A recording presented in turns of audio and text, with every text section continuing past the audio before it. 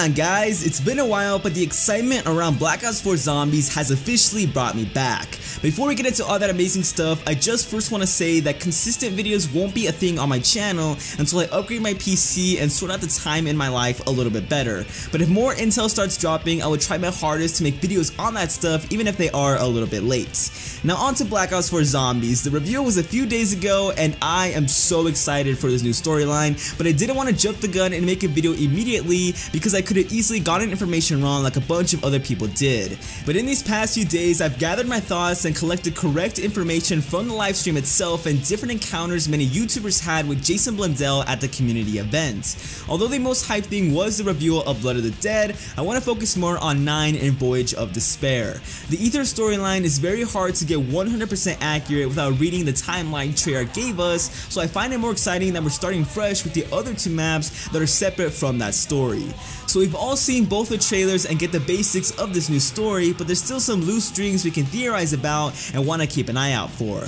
Based on the 9 trailer, our 4 heroes are trying to stop an ancient evil with the help of this mysterious vapor that can teleport them through time and space. Now the concept of time travel is something that can easily derail a storyline and make it more complicated to understand, but the female voice does mention that they have a chance of returning safely to that time period, so we can only hope that they're using time travel to retrieve something and then return safely to their own time.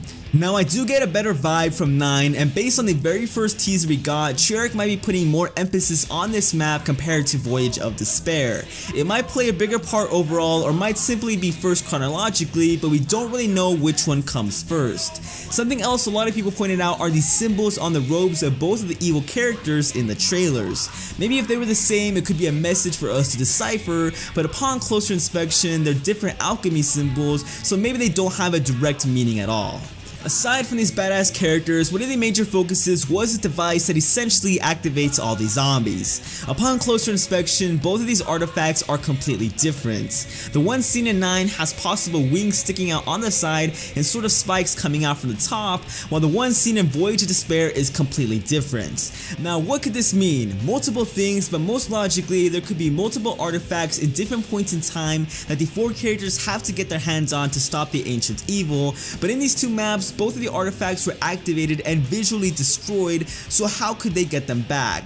That's just something that gets me so excited because we have no prior information to this storyline, so that's gonna make the trip going forward and the build up to Black Ops 4 Zombies just that much more interesting, and I've missed theorizing like this so much, but aside from that, that's a mystery we currently have no information on, so we'll have to wait and see what happens. And finally, on May 17th, Treyarch released 2 photos via their Instagram that were taken at the community event, and basically it's a bunch of weapons that fit the theme of 9. Now comparing this to the trailer, none of the weapons make an appearance with the exception of possibly the sword, but the handle of it is unique and isn't seen within the trailer.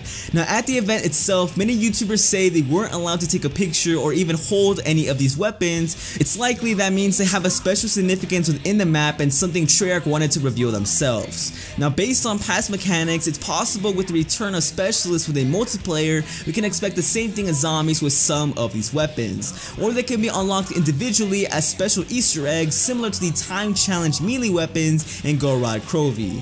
Despite the way you unlock them, the thing that's getting everyone's attention is the staff looking weapon. It's too soon to theorize how you may unlock it or if it shows parallels to the Ether storyline, but it does have a more unique design that makes it more prominent and stick out from the rest. And that's where I'm gonna wrap it up guys. I think I'm getting a little bit too ahead of myself here, but please tell me your thoughts in the comment section below on all the things I mentioned in this video, and I'm planning a video on this statue that was seen in Voyage of Despair. I think there's so much potential with these statues and room to theorize, so get excited for that. But if you guys did enjoy this video, then make sure to drop a like down below and subscribe for more Black Ops 4 Zombies videos, and I'll catch you guys in the next one.